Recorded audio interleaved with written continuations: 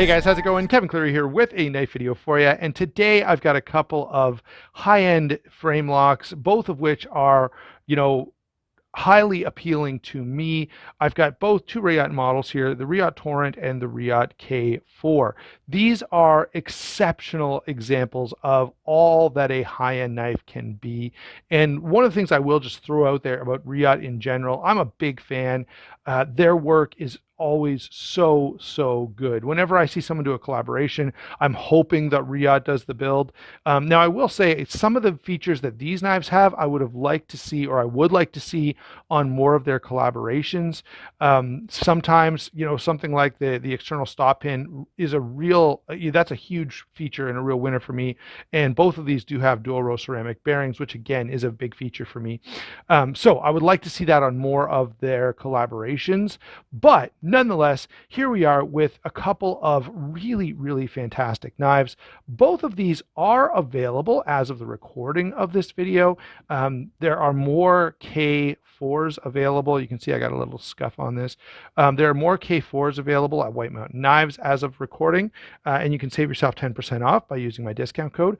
I didn't find Reate Torrents widely available, but I did find a couple at Knife Center, so you may want to go over there. I don't have any affiliation with Knife Center, so I'm going to prefer you go to White Mountain Knives, use my discount code. That does help the channel a little more. But if you're going to go to Knife Center, tell them I sent you over there, and maybe I can work something out with them as well. Okay, let's go ahead now that we've gotten past this sort of general discussion. I guess one other point to make is that these are quite similar in terms of size and weight and styling and even purpose. Okay, I see both of these as sort of a balance between a high-end carry or even a fancy gentleman's carry and a everyday working style knife. I think both of these can kind of balance those two genres, I guess, pretty darn well. And so, I don't care if I'm wearing jeans and I'm going to be, doing outdoor work, or if I'm, going to the office and I'm wearing something a little nicer. I feel completely happy carrying either one of these, I guess with one exception that we'll get to when we talk about size and weight, which we're going to do right now. Size and weight on these, you can see that they're very close. Okay. This one is 8.5 inches. This one is 8 9/16, 3 5/8 on the blade here, 3 3/4 on the blade over here, 4 7/8 inch closed on both, 3 3/4 grip area and 3 7/8 grip area. So the Torrent is 3 3/4, the K4 is 3 7/8. 5.9 ounces on the Torrent. So there's a little more weight here than the 5.6 ounces on the K4. All right. So that's a quick rundown of the side-by-side specs. I should point out that there's also a difference that's notable in cutting edge. So let me hold these two blades side by side for you, sort of cutting edge to cutting edge. You can see, so if I kind of line up the end of this sharpening choil with the end of this sharpening choil, there's quite a bit more blade on the K4. I guess not quite a bit, but a 1/4 inch, 3/8, something along those lines. So that's considerable and maybe important for some of you who are considering getting one of these knives. All right. In terms of how they carry in pocket and the performance versus what you're carrying, that's a tie here. There's really not a significant difference in terms of, one is not so much lighter, one is not, so much bigger for its weight or anything of that nature. So in terms of size, weight, and carry, I consider these two a tie. So let's move on to the blade and we'll compare those two. This, again, has to be stressed. This is the M390 version of the Torrent, and I have to say, Reate killed it on this steel. Of all the knives in my collection, this one holds an edge and performs almost better than anything else. Like, I've got a couple of knives that are as good, but I have nothing that's better by any significant degree.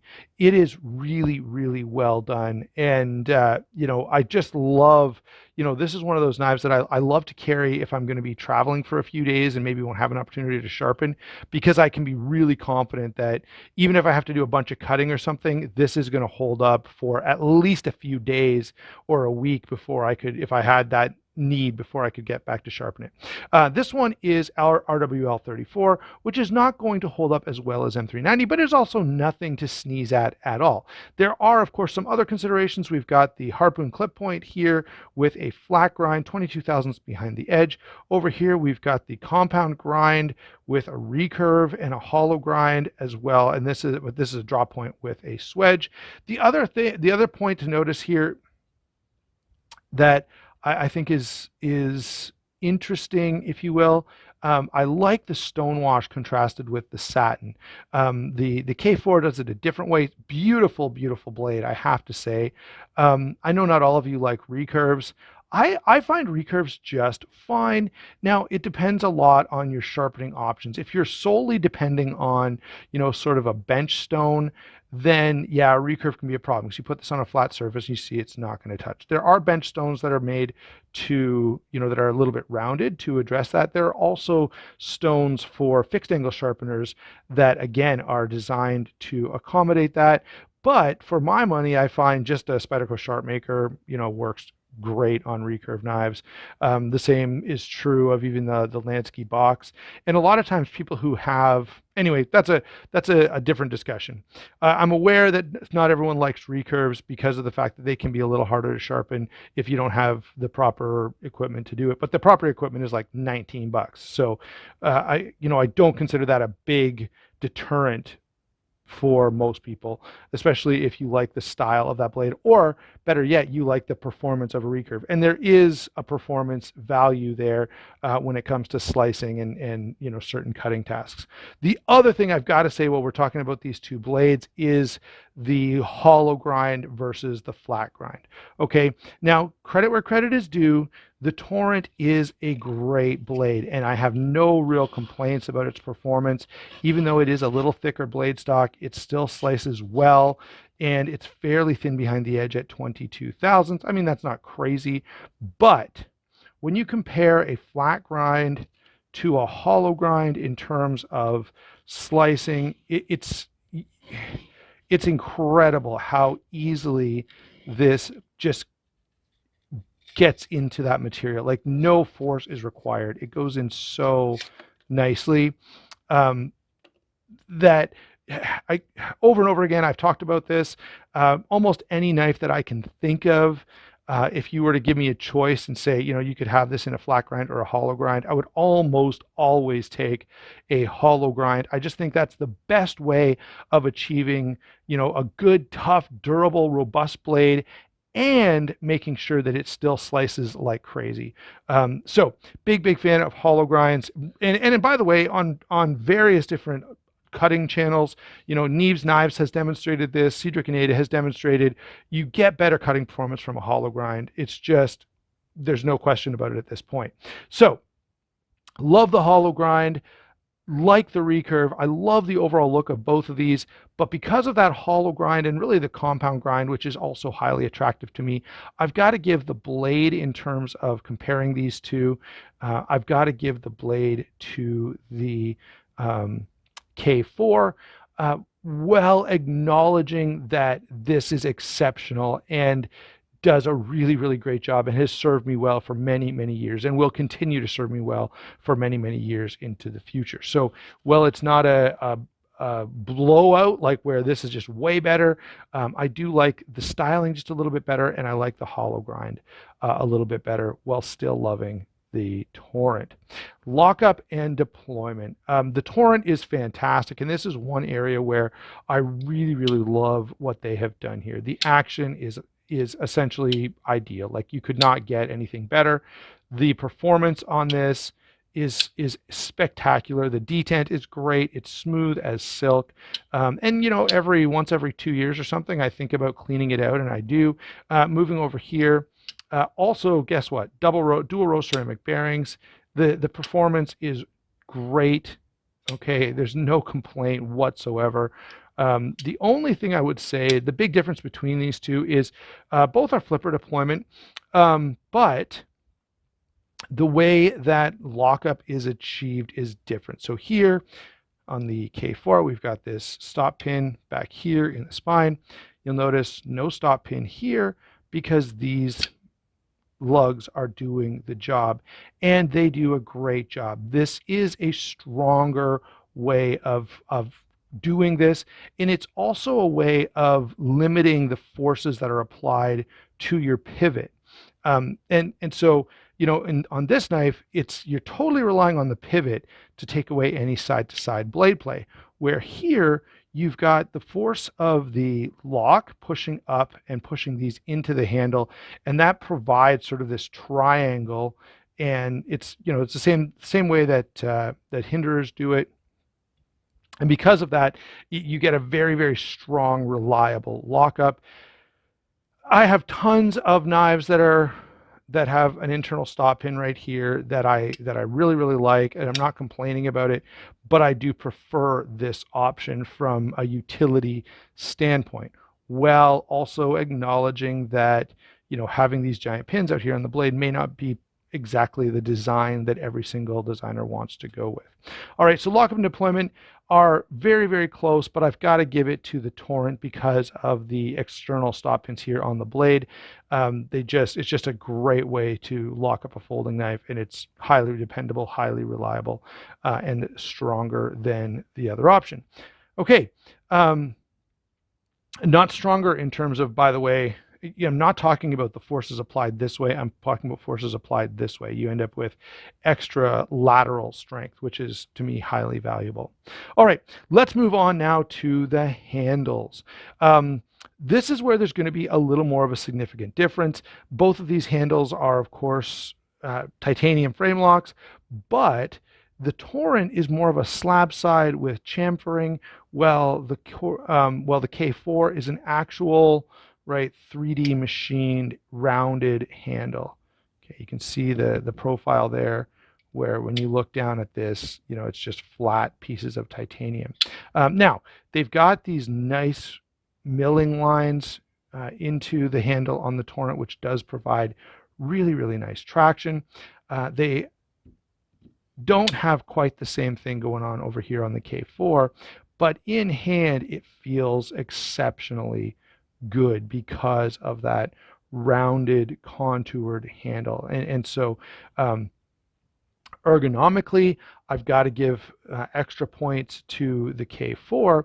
Stylistically, though, this is a little tougher discussion, okay? Because the Torrent, I find it strikes this really, really nice balance. The flat slided titanium gives it sort of a beefy, hard use, heavy duty look that is kind of toned down on the K4. Okay, and so maybe that's more what you're looking for. The sort of heavier duty look does appeal to me, as does the toned down design. Okay, the Torrent, it looks classy, it looks high end, but it's not over the top, right? You've got just some anodizing on the hardware and on the back spacer, ceramic ball under the clip. And so those are nice details that I appreciate, but they're not, I don't know, overall, it just feels a little cleaner and simpler. The K4, by the way, again, there are variations of this available. This happens to be the black with carbon fiber. There's really only one thing on this handle that makes me scratch my head, and that is this row of ceramic balls that are inserted into the handle. I don't know what they're doing there. They don't, to me, add anything meaningful to the design. They actually become a little bit of a distraction. So stylistically, I'm going with the Torrent. Ergonomically, I'm going with the K4, but there's one other sort of qualifier here, and that is I can choke up. This is not meant to be a finger choil. It's meant to be a large sharpening choil, and it's meant to move the cutting edge, out past the thumb stud here. But for me, it works really well, and it does allow me to get a little closer to the cutting edge and exercise a little more control for finer sort of tasks. And I like that a lot. Okay. Is it needed? No. Is it, the end of the world? No. But I wanted to throw that as a consideration out there. My, I'm not changing my grade in terms of who's the winner. I still go with the Torrent stylistically and the K4 ergonomically, but that option to choke up is something that I do appreciate. All right. And so those are the handle comparisons. And again, I guess it should be noted that there are some variations available of these two knives. So maybe the black and carbon fiber is not your favorite, but there's like blue and silver and a few other options available. I think the only one at White Mountain Knives is the black anyway. I love both of these knives. I think they both deliver a really, really great overall high-end folding knife. If you buy one of these, I cannot imagine you ever being disappointed with either one of them. They're both spectacular. They're beautiful. They're well built. I really enjoy both of these. And I regularly, since I've gotten this one, which has been a month or so, I've been carrying it, and I've been carrying both pretty regularly. I still love them both as much as I did the day that I got them. Obviously, I've had the Torrent for longer, and both of them represent options that, if you want something that is, you can really say you've experienced all that modern knife making has to offer in terms of, a production knife. Both of these are great options. They really are, manufacturing wise and performance wise, almost perfect. And this is a nice knife that could be like the pinnacle of your collection if you don't want to spend past the $400 or $500 price point. So those are my thoughts on the Reate Torrent versus the Reate K4. Overall, I think I ended up, let's see, I said design, ergonomics, blade, lockup. So it ends up being a tie. Both of these won, and then size and weight, they were tied. If I could only keep one, so I have to say this, bias comes into this picture. This is one of the first sort of higher end knives that I got. I remember how excited I was when I picked it up. I remember, it's been a few years now that I've had it. And so if I had to only keep one, I would keep this one. Mostly because of the nostalgia that it has, and because of the history that I have with it, more so than any particular performance option. But that's just my take. If you put a gun to my head and said, you can only keep one of these knives, this would be the one I would keep. But I have no big rush to sell either one of them. So thanks a lot for watching. Don't forget to like and subscribe. Don't forget to check out those channel sponsors. It does help me out a whole lot. We will talk to you soon.